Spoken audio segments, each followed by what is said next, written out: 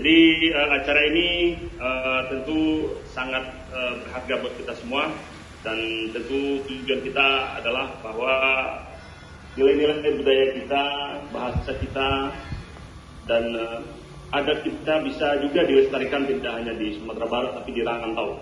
Nah, dalam hal ini topik dari dialog kita adalah budaya merantau dan pelestarian adat budaya dan bahasa Minang di rantau orang. Nah, khususnya kita bicara mengenai Surau Sydney dalam hal ini.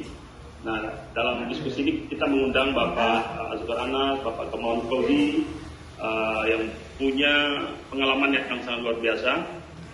Nanti kita minta bagaimana pendapat mereka, khususnya pada Bapak Gamawan Fauzi, ketika beliau menjadi Gubernur Sumatera Barat, beliau berhasil membeli asrama untuk mahasiswa Mesir. Nah, ini mungkin akan menjadi PR besar juga mungkin bagi calon gubernur Sumatera Barat ke depannya. Nah, kami akan mengharapkan dukungan dari calon gubernur dan insya Allah gubernur terpilih nantinya mudah-mudahan akan mendukung program Surau Sydney yang diperjuangkan oleh masyarakat Sydney Australia saat ini.